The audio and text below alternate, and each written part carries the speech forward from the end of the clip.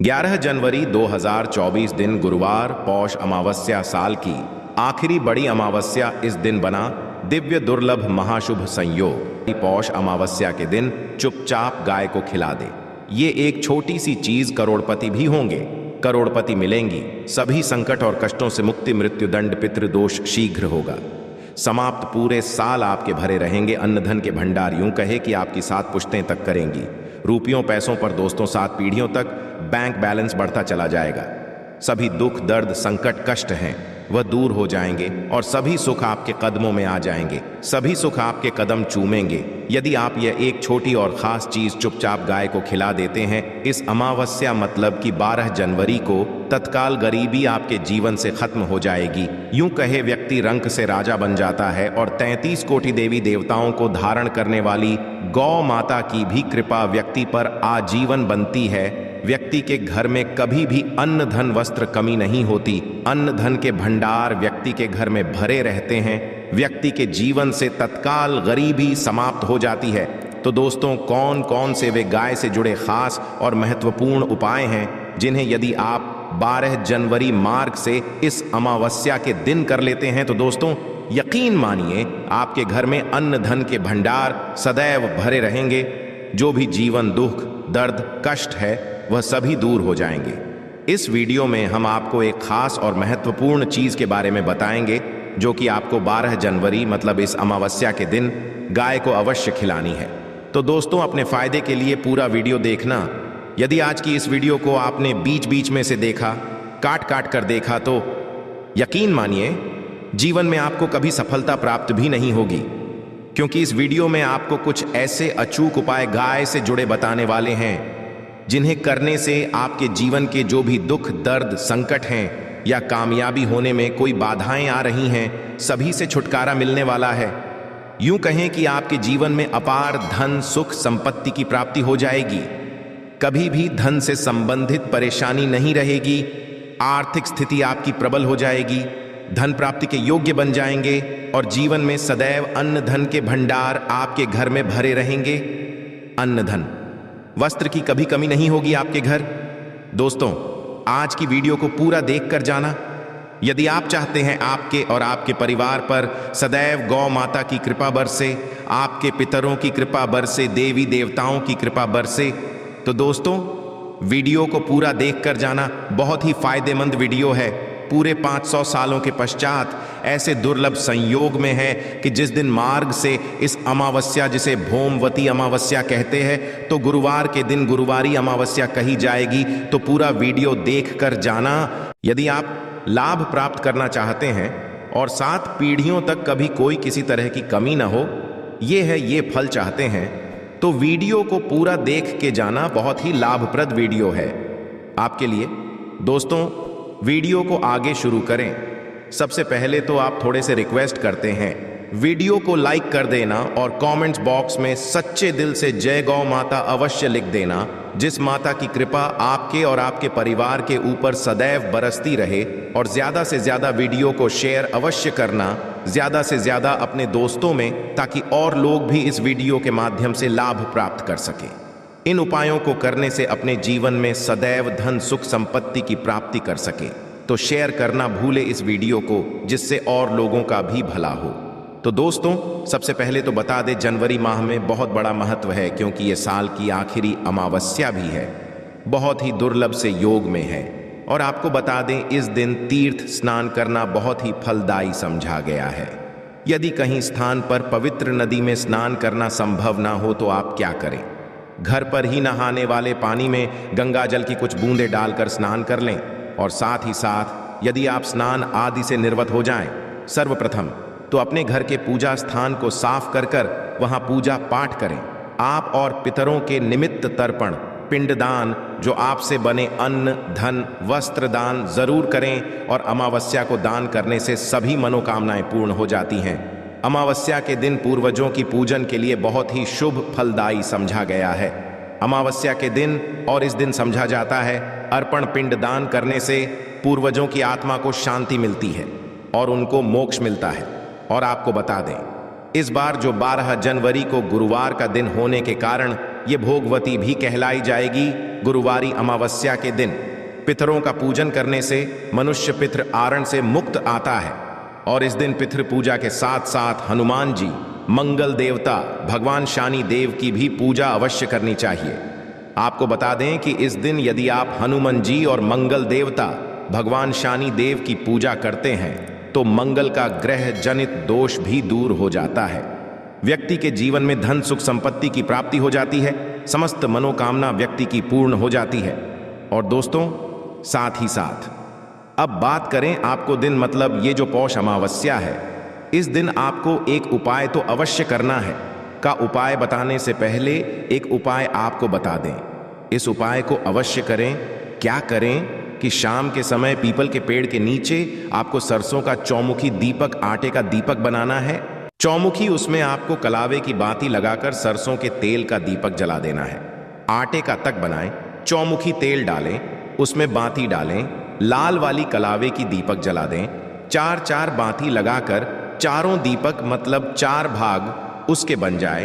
हर एक भाग को जला और बीच में 2 साबुत फूल वाले लौंग भी डाल दें। फिर देखिए कैसे चमत्कार आपके जीवन में होता है। शाम के समय जलाकर उसे छोड़ें मनोकामना मानकर। दोस्तों, 21 दिनों के अंदर आपकी वह मनोकामना पूर्ण ना हो जाए तो हमें बता देना। बहुत ही प्रभावशाली उपाय बताया मैंने आपको, बहुत ही दुर्लभ से युग में है।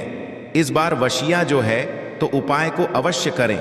गुरुवारी उपाय बताया है, बहुत ही आपको लाभ देगा ये उपाय। और अब बात से जुड़े कौन कौन से उपाय आपको इस दिन मतलब 12 जनवरी पौष अमावस्या के दिन, गुरुवार के दिन करने हैं। गाय से जुड़े जिन्हें करने से व्यक्ति को 7 पीढ़ियों तक बैंक बैलेंस की कमी नहीं होती। दुख दर्द संकट कष्ट दूर हो जाते हैं और सभी सुख व्यक्ति के कदमों में आ जाते हैं। कदम चूमते हैं सभी सुख और घर में अन्न धन के भंडार सदैव भरे रहते हैं, कोई कमी नहीं होती। किसी तरह कौन कौन से उपाय ध्यान से सुनना, जिस तरह बताएं उसी तरह इन उपायों को आपको करना है। तो चलिए शुरू करते हैं। कौन कौन से गाय से जुड़े उपाय हैं? प्रभावशाली चमत्कारिक उपाय है जो कि आपकी किस्मत को चमका देंगे, आपको लाभ शुरू करते हैं। दोस्तों, सनातन परंपरा में गाय गंगा और गायत्री का बहुत ज्यादा धार्मिक महत्व है। मान्यता है कि गौ माता के शरीर पर 33 कोटि देवी देवताओं का वास होता है। गौ माता की एवं पूजा करने वाले जातक पर इन सभी देवी देवताओं की कृपा बरसती है। गौ सेवा न सिर्फ इस जन्म के बल्कि पूर्व के भी दोष दूर हो जाते हैं। हर एक सुबह जब आपके घर में भोजन बनना प्रारंभ हो तो सबसे पहले बनाई गई रोटी को आप गौ माता के नाम से निकाल दें और भोजन करने से पूर्व गौ माता को इस रोटी को खिलाएं। यदि संभव हो तो काली गाय को खिलाएं। यदि काली गाय ना मिले तो सफेद गाय को भी आप खिला सकते हैं। हर एक और मांगलिक काम में गौ माता या उनसे जुड़ी चीजें जैसे गाय का गोबर, गौमूत्र, गाय का दूध अथवा गाय के दूध से बना घी अवश्य शामिल करें। इससे आपको पुण्य की प्राप्ति होगी। सनातन परंपरा के अनुसार जिस घर में गाय होती है उस घर से जुड़े सभी वास्तु दोष स्वतः ही समाप्त हो जाते हैं। किसी भी पूजा में गाय से प्राप्त पंचमय युक्त विद्यार्थ का उपयोग जरूर शामिल करें, क्योंकि पंचम या के बिना कोई भी पूजा पाठ और हवन सफल नहीं। या दोस्तों, गौ कृपा पाने के लिए प्रतिदिन सप्ताह अथवा महीने में परिवार समेत एक बार गौशाला जाने का नियम अवश्य बनाएं और वहां गायों हरा चारा जरूर खिलाएं। इससे आपको शुभ फलों की प्राप्ति होगी और साथ ही साथ गौ सेवा और गौ पूजा से 9 ग्रह शांत हो जाते हैं और इनसे जुड़े 200 का निदान हो जाता है। गर्मियों में गौ माता को पानी पिलाएं और सर्दी में गौ माता गुड़ जरूर खिलाएं। ध्यान रखें कि गर्मियों में गाय को गुड़ ना खिलाएं। अनेक देवी देवताओं को अपने शरीर पर धारण करने वाली गौ माता से जुड़े कई शुभ और अशुभ संकेत भी होते हैं। मसलन गाय का दूध धोते समय यदि गाय ठोकर मार दे और सारा दूध बिखर जाए तो अपशगुन होता है। यदि कोई यात्रा पर निकल रहा हो और गाय अपने बछड़े को दूध पिलाती सामने आ जाए तो निश्चित रूप से जिस यात्रा के लिए आप निकले हैं वह यात्रा आप अवश्य ही सफल होगी और वह जिसके लिए आप निकले हैं वह अवश्य ही पूर्ण होगा। यात्रा पर जाते समय बाईं ओर गाय की आवाज आना और रात्रि में गाय की हुंकार करना भी शुभ होता है। दोस्तों, साथ ही साथ गाय के साथ आप भूलकर भी ये काम ना करें, अन्यथा मिलता है घोर पाप और जीवन भर की परेशानियां। जी हाँ दोस्तों, गाय को राष्ट्रीय पशु बनाए जाने और इन्हें मौलिक अधिकार दिए जाने की बात हो रही है तो सवाल उठता है, गाय संस्कृत का अहम हिस्सा है, तब भी गाय के साथ लोग खराब व्यवहार कैसे कर लेते हैं।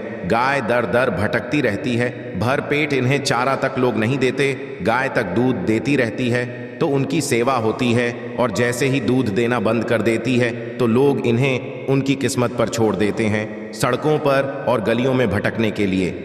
ऐसे में गोवंशी जीवों को कोई डंडे मारता है तो कोई उन पर पानी डाल देता है, कभी वाहनों से कर लग जाती है तो कभी बीमार होकर बेचारी ये गाय दम तोड़ देती है।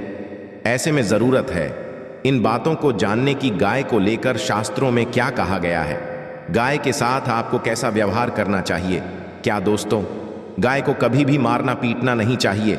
शास्त्रों में गाय को माता का दर्जा दिया गया है। गाय को मारने वाला माता को मारने पीटने वाले के समान पाप का भाग्य समझा जाता है।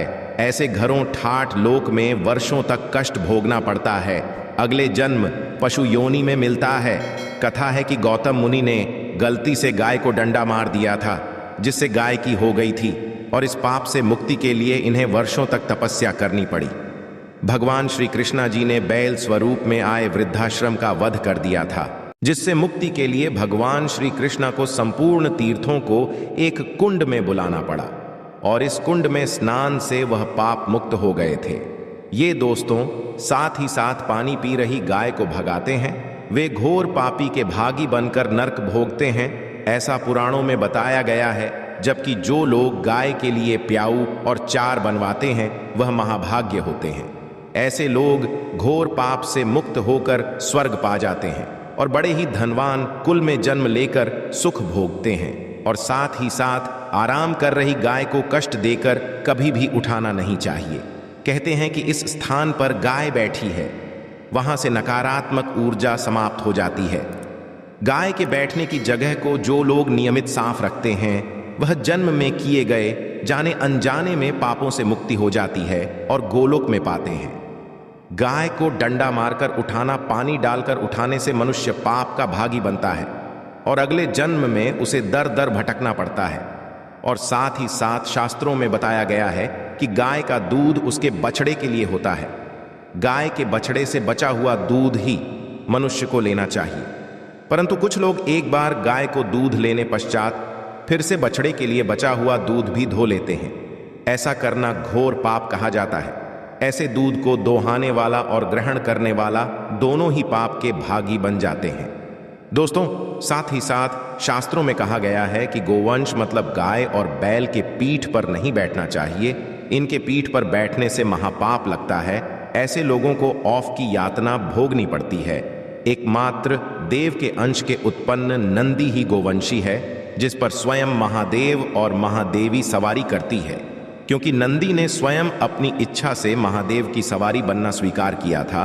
और साथ ही साथ शास्त्रों में गाय के दान को बहुत ही महत्व दिया गया है, परंतु इसी गाय का दान कभी नहीं करना चाहिए जो बूढ़ी और बीमार हो। कठोपनिषद में नचिकेता की कथा भी इस संदर्भ में है कि जिस नचिकेता ने पिता द्वारा बूढ़ी गाय को दान करने पर आपत्ति जताई थी, दूध देने वाली और बछड़े सहित जो लोग गाय का दान करते हैं वह महान पुण्य को प्राप्त करके स्वर्ग में स्थान पाते हैं। दोस्तों साथ ही साथ सूर्य, चंद्र, मंगल या शुक्र की युवती राहु से हो तो पितृदोष होता है।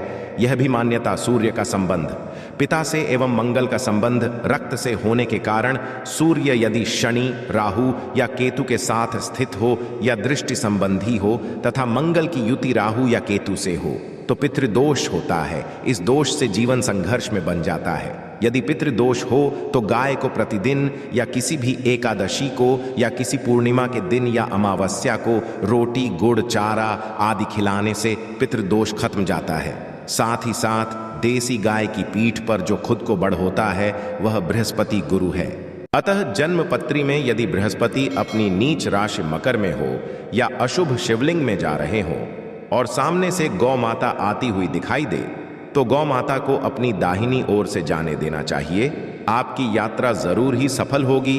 और साथ ही साथ यह संकेत भी जान लें, यदि आप यात्रा पर जा रहे हैं और सामने आपके गाय पड़ जाएं अथवा अपने बछड़े को दूध पिलाती हुई सामने गाय दिखाई दे जाए तो समझ जाना कि वह यात्रा आपके लिए जरूर ही सफल होंगी। और साथ ही साथ जिस घर में गाय होती है उसमें वास्तु दोष स्वतः ही समाप्त हो जाता है। और साथ ही साथ आपको बता दें कि गाय को आप भी रोटी बनाएं, प्रतिदिन ताजी रोटी ही बनाएं। गाय को यदि आपने रोटी बनाई है तो कोशिश करें कि उस रोटी को आप शीघ्र ही गाय को दे दें। यदि आप उस रोटी को रख देंगे और उस रोटी को अगले दिन देंगे तो वह रोटी बासी मानी जाएगी। गाय को कभी भी बासी रोटी ना दें, इससे घर में ऊर्जा वास करती है और जो भी काम आपके बनने वाले होंगे वह काम भी आपके बिल्कुल भी नहीं बनेंगे। इससे आपके घर में हमेशा दर्द देवता का वास रहेगा और आप जिस भी काम उस काम में आपको हमेशा असफलता ही हाथ लगेगी। इसीलिए कोशिश करें गाय को रोजाना ताज़ी रोटी बनाकर खिलाएं और रोटी को बिल्कुल ना रखें, बासी रोटी गाय को ना दें। और साथ ही साथ सड़ी गली चीज़ें गाय को नहीं खिलानी चाहिए कि घर में कोई फल है, कोई सब्जी है, सड़ जाए तो क्या करते हैं, गाय को देते हैं। नहीं, ऐसा नहीं करना चाहिए। ऐसा करने से यदि आप गाय को खिलाते हैं तो और आप पाप के भागी बन जाते हैं। आप बिल्कुल सड़ी गली चीजें गाय को ना खिलाएं और साथ ही साथ आप आटे की 11 लोहियां बनाकर उनके ऊपर हल्दी लगाएं, इसके पश्चात को खिलाएं। हर एक लोहे को खिलाते समय गाय के सींगों पर आप हाथ फेरें, पीठ पर हाथ फेरें, मस्तक पर हाथ फेरें, माता गाय के आप चरणों के स्पर्श करें। या दोस्तों, ऐसा करने से आपके समस्त काम बनने लगेंगे। जो दुहक का समय चल रहा है वे भी खत्म होगा। आपके जीवन में खुशियां ही खुशियां होंगी। और एक बार आप 7 बार गाय की परिक्रमा भी कर लें तो आपके समस्त काम होंगे। और साथ ही साथ आप गाय को जब भी रोटी दे, रोटी पर या तो आप थोड़ी हल्दी लगा लें या थोड़ा गुड़ रख लें। यदि गुड़ ना हो तो आप थोड़ा रख सकते हैं, थोड़ा घी रख सकते हैं। या दोस्तों, गाय को कभी भी सूखी रोटी ना खिलाएं। सूखी का मतलब गाय रोटी रखे खिलाए, उस पर कुछ ना कुछ रख कर खिलाए। हल्दी रख ले, गुड़ रख ले, मिश्री घी या जो भी रख ले, मतलब खाली रोटी नहीं खिलानी है। ध्यान इस बात का, जब ही आपको शुभ फलों की प्राप्ति